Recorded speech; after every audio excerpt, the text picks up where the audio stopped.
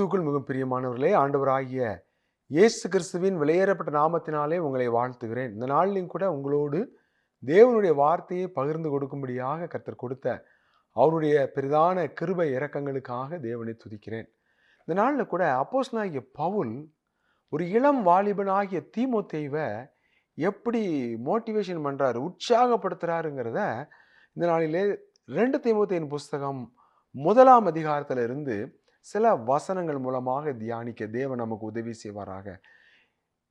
இடித்து போட அல்ல, ஊன்ற கட்டுறதுக்கு தான் கர்த்தர் எங்களுக்கு அதிகாரம் கொடுத்திருக்கிறார் என்று பவுல் பல இடங்கள்ல சொல்றார். உங்களுடைய விசுவாசத்துக்கு நாங்கள் அதிகாரிகளாயிராமல் உங்கள் சந்தோஷத்திற்கு சகாயராய் இருக்கிறோமே என்று சொல்றார். பவுலுடைய நோக்கம் என்ன? ஒவ்வொரு விசுவாசிகளையும் கிறிஸ்து இயேசுவுக்குள்ளே உற்சாகப்படுத்துவது, பலப்படுத்துவது, அவர்கள் தேவனுடைய நோக்கத்தை, சித்தத்தை, திட்டத்தை நிறைவேற்றுவதற்கு அவர்களை ஊக்குவிப்பது. இதுதான் அப்போஸ்தலனாகிய பவுலுடைய முழு வாஞ்சியா இருக்கிறத நிருபங்களில் பார்க்க முடியும். தவறு செய்யும்போது அவர் மிக கண்டிப்பாக சுட்டி காட்டி எச்சரிக்கிறார். ஆனால் அதே வேளையில அவர் பாராட்டுவதற்கும் உற்சாகப்படுத்துவதற்கும் அங்கே தொடர்ந்து தேவனுக்காக அவங்கள வைராக்கியமாக அனல் மூட்டி அங்கே ஓட விடுவதற்கும் அவர் மிகவும் ஆவலாய் கவனமாய் செயல்படுகிறதை நாம் பார்க்கிறோம்.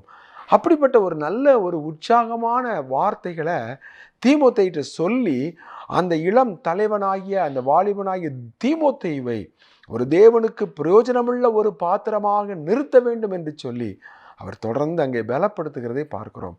முதல்ல பவுல் எப்படிலாம் அழைக்கிறாரு அப்படின்னு சொல்லி பார்த்தீங்கன்னா 2 தீமோத்தேயின் புஸ்தகம் 1ஆம் அதிகாரம் 2ஆம் வசனத்துல பவுல் எப்படி தீமோத்தேயுவை அழைக்கிறார். பிரியமுள்ள குமாரனாகிய தீமோத்தேயுவுக்கு எழுதுகிறதாவது, பிதாவாகிய தேவனாலும் நம்முடைய கர்த்தராகிய கிறிஸ்து இயேசுவினாலும் கிருபையும் இரக்கமும் சமாதானமும் உண்டாவதாக. பிரியமானவர்களே, இங்க பாருங்க எப்படி அழைக்கிறாரு. பிரியமுள்ள குமாரனாகிய தீமோத்தேயு. பார்த்தீங்களா? பவுலுக்கு கல்யாணம் முடிஞ்சிச்சா அப்படின்னா கல்யாணமே முடியலை, திருமணமே ஆகலை. ஆனால் அவர் தீமோத்தேயுவை குமாரன் என்று அழைக்கிறார். 2 தீமோத்தேயுல பிரியமுள்ள குமாரன் அழைக்கிறார். 1 தீமோத்தேயு 1ஆம் அதிகாரம் 2ஆம் வசனத்தை பார்த்தீங்கன்னா 1 தீமோத்தேயு 1ஆம் அதிகாரம் 2ஆம் வசனம், விசுவாசத்தில் உத்தம குமாரனாகிய தீமோத்தேயு. விசுவாசத்தில் உத்தம குமாரனாகிய தீமோத்தேயு, ஓ தீமோத்தேயுவே அப்படின்னு கூட அவர் அழைக்கத்தான் செய்கிறார். அப்போ பவுல் தீமோத்தேயுவை தன்னுடைய சொந்த குமாரனாக அவர் அங்கே நடத்துகிறதை நாம் பார்க்கிறோம். விசுவாசத்திலே அவன் உத்தம குமாரன், பிரியமுள்ள குமாரன். பவுல் ஒனேசிமு குறித்து சொல்லும் பொழுது பிலமோன் நிருபத்தில் பிலமோனுக்கு எழுதுகிறாரு. அதில் அவர் பிலமோனுக்கு நிருபம் 1ஆம் அதிகாரம் அந்த 10ஆம் வசனத்தில் எழுதும்பொழுது அவர் சொல்றாரு, நான் கட்டப்பட்டு இருக்கையில் நான் பெற்ற மகனாகிய ஒனேசிமுக்காக உம்மை மன்றாடுகிறேன். சிறைச்சாலையிலே அவர் கம்பிகளுக்கு பின்னாலே அடைபட்டிருக்கிற காலகட்டங்களிலே தனக்கு கிடைக்கின்ற சமயங்களிலே அவர் சில சுவிசேஷ ஊழியங்களை செய்ததை, அந்த ஊழியங்கள் மூலமாக சில ஆத்துமாக்களை சம்பாதித்ததை நாம் பார்க்க முடிகிறது. அப்படி நாம் மிக ஒரு கட்டப்பட்ட நில விடுதலையோடு கூட தேவனுடைய ஊழியத்தை செய்ய முடியாதபடிக்கு சிறைச்சாலைகளுக்கு பின்னாக அடைபட்ட சூழ்நிலையிலே செய்யப்பட்ட ஊழியங்களில் நான் பெற்ற குமாரனாகிய ஒனேசிமு. பவுல் என்ன சொல்றார் அப்படின்னா, சுவிசேஷத்தின் மூலமாக தான் அநேக பிள்ளைகளை பெற்றெடுத்ததாக அவர் சொல்லுகிறார். 1 கொரிந்தியரின் புஸ்தகத்திலே 4ஆம் அதிகாரத்திலே 15ஆம் வசனத்திலே பவுல் என்ன சொல்லுகிறார்? 1 கொரிந்தியர் 4ஆம் அதிகாரம் 15ஆம் வசனம், கிறிஸ்துவுக்குள் 10,000 உபாத்தியாயர்கள் உங்களுக்கு இருந்தாலும் தகப்பன்மார் அநேகர் உங்களுக்கு இல்லையே. கிறிஸ்து இயேசுவுக்குள் சுவிசேஷத்தினால் நான் உங்களை பெற்றேன். இங்கே பவுல் என்ன சொல்றாரு? கிறிஸ்து இயேசுவுக்குள் சுவிசேஷத்தினாலே நான் உங்களை பெற்றேன் என்று சொல்றார். அப்போ அப்போஸ்தலனாகிய பவுல் தீமோத்தேயுவை சுவிசேஷத்தினாலே பெற்றெடுத்தார். தீமோத்தேயுடைய வரலாறை பார்க்கும்போது அவர் பவுலுடைய குமாரர் அல்ல. அவருடைய தகப்பன் ஒரு கிரேக்கன், தாய் ஒரு யூத ஸ்திரீ. ஆனால் அந்த ஸ்திரீ ஒரு விசுவாசமுள்ள ஒரு யூத ஸ்திரீ.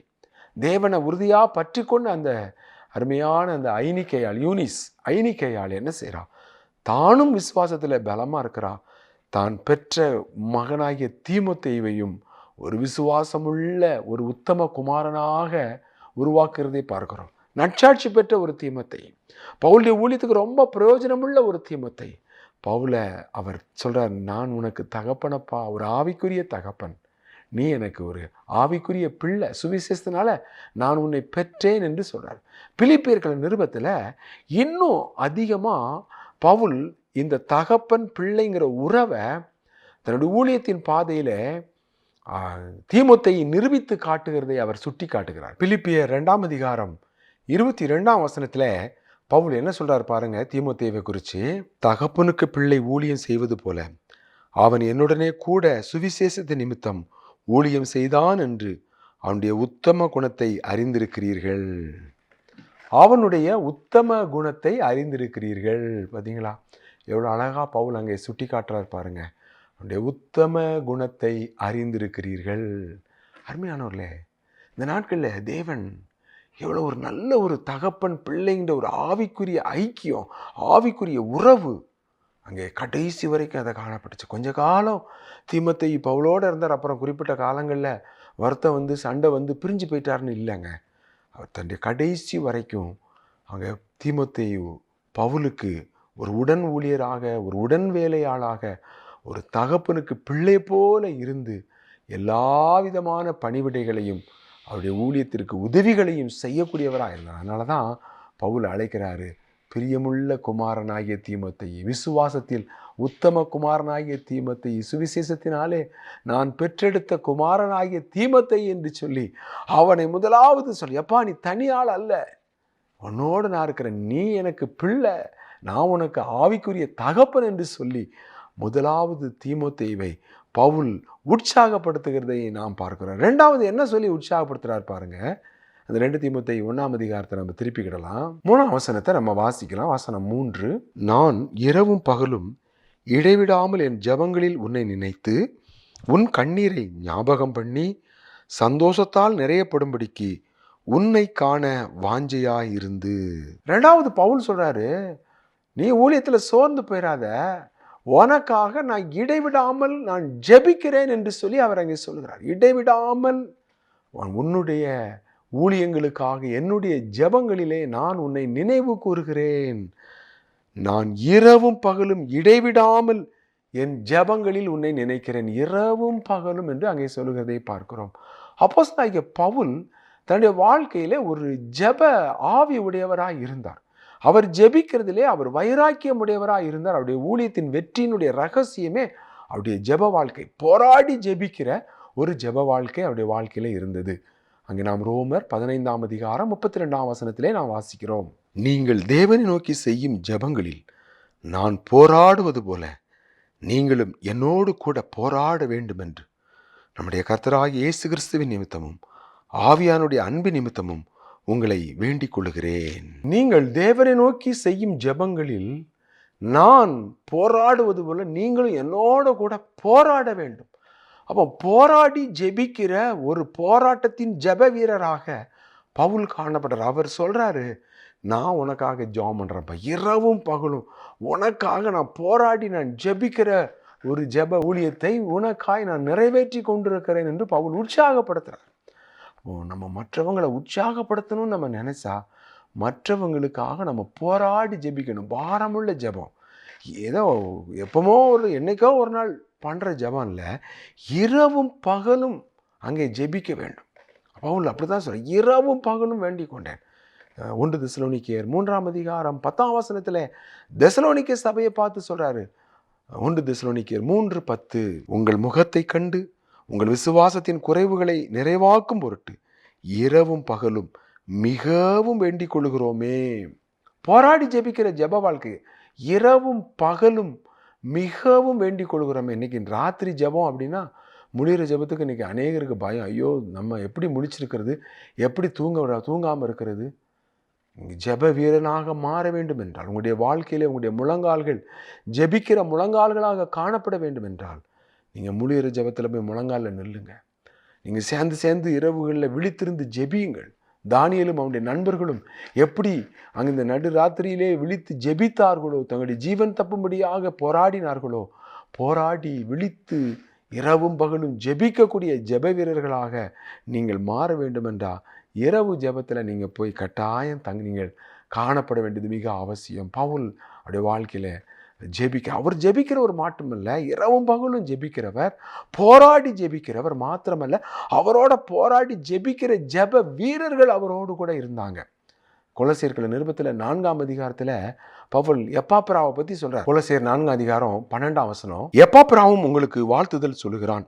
உங்களைச் சேர்ந்தவனும் கிறிஸ்துவின் ஊழியக்காரனுமாகிய இவன் நீங்கள் தேவனுக்கு சித்தமானவைகள் எல்லாவற்றிலும் தேறினவர்களாயும் பூரண நிச்சயம் உள்ளவர்களாயும் நிலைநிற்க வேண்டும் என்று தன் ஜெபங்களில் உங்களுக்காக எப்பொழுதும் போராடுகிறான்.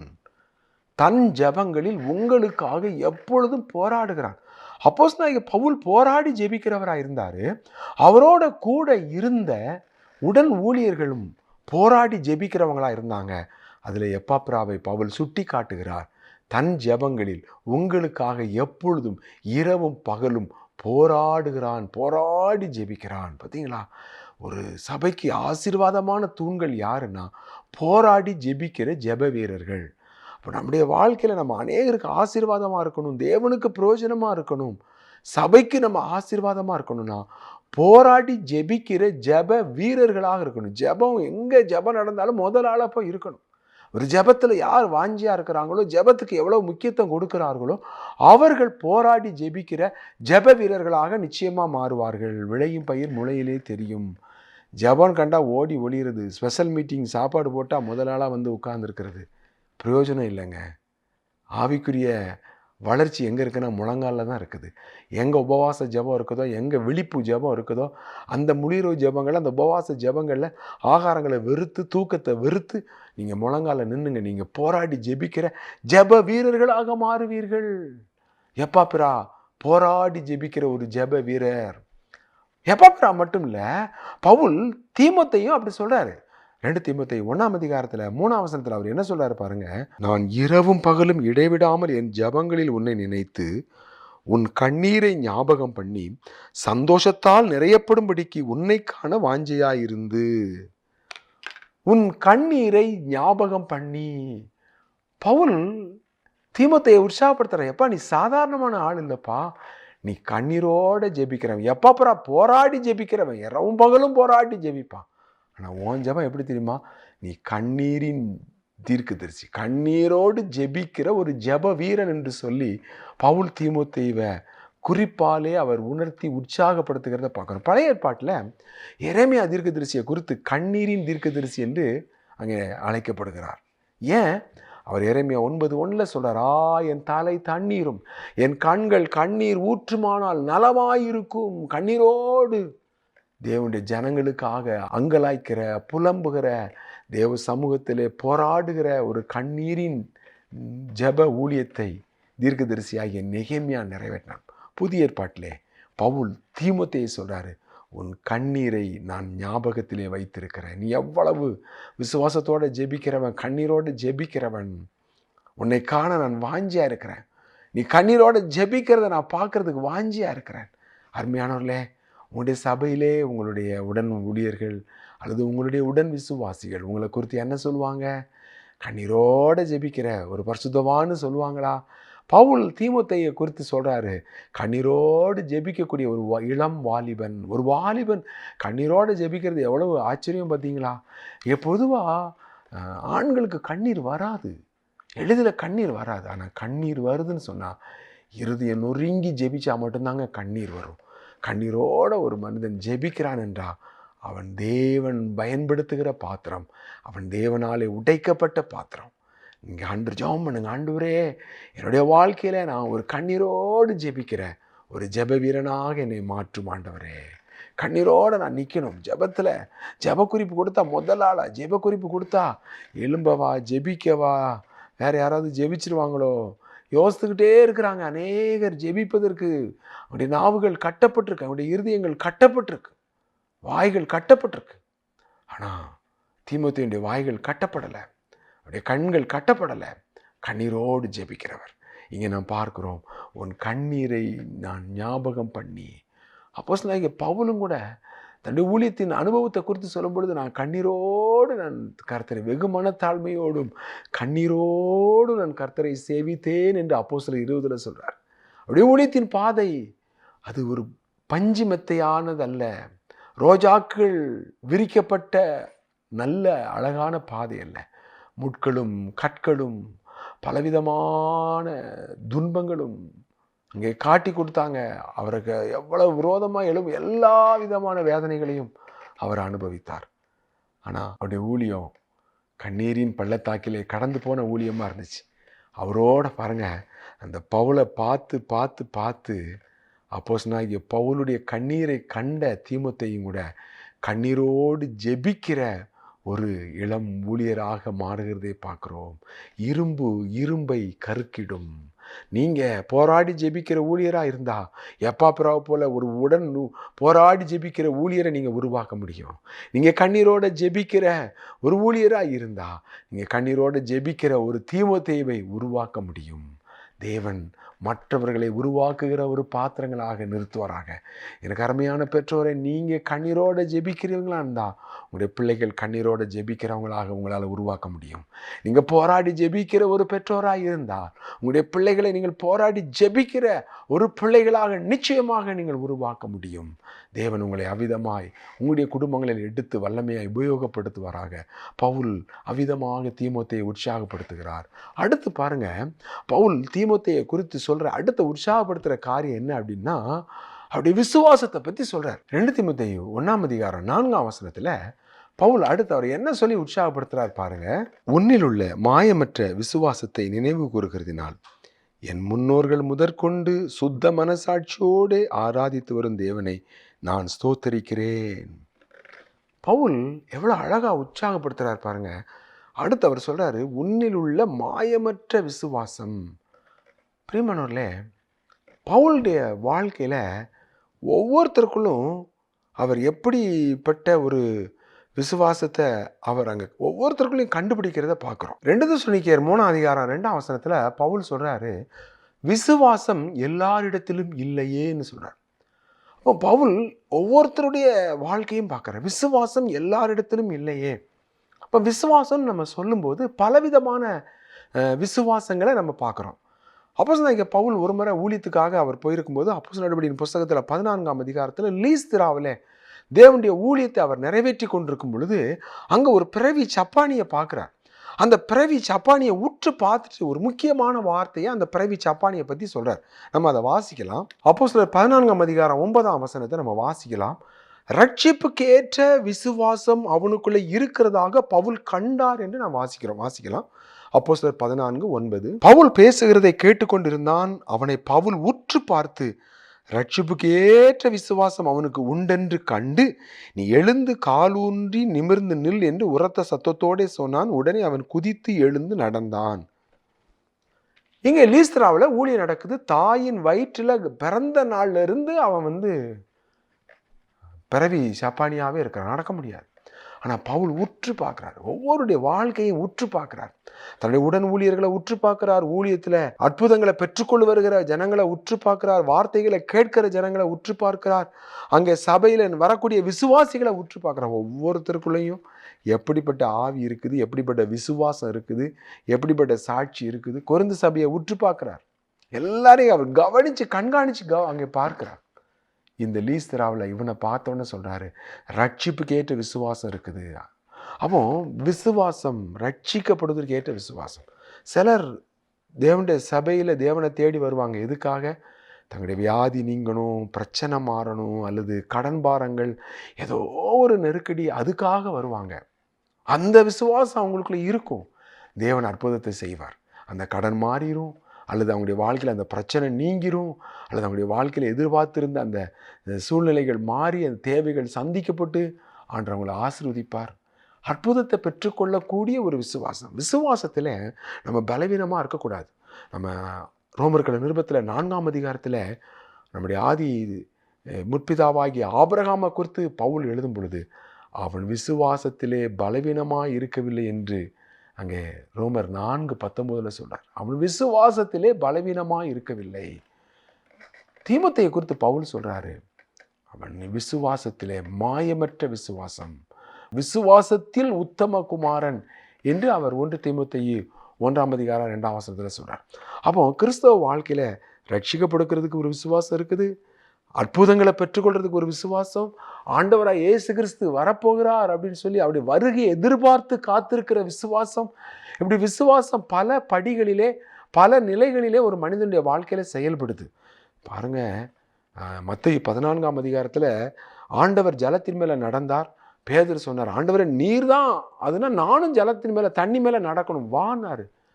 பேதுரு ஜலத்தின் மேல் நடந்தான் என்று வாசிக்கிறோம்.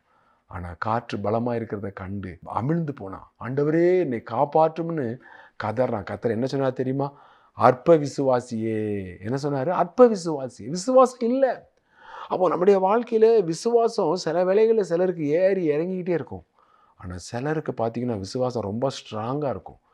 அது ஏன் அப்படின்னா, விசுவாசத்தை ஒரு வரம் என்று சொல்லி 1 கொரிந்தியர் புஸ்தகத்திலே 12ஆம் அதிகாரத்திலே விசுவாசங்கிறது வரம்.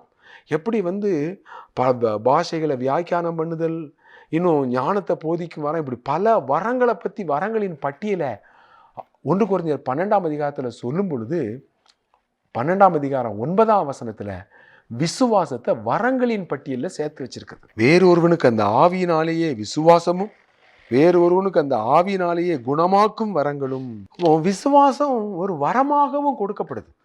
ரட்சிப்புக்கேற்ற விசுவாசங்கிறது வேற, அற்புதங்களை பெற்றுக்கொள்ளுகிற விசுவாசங்கிறது அடுத்த இன்னொரு படி, ஆண்டவராய் இயேசு கிறிஸ்துவின் வருகைக்காக எதிர்பார்த்து காத்திருக்குதல் என்பது ஒரு படி.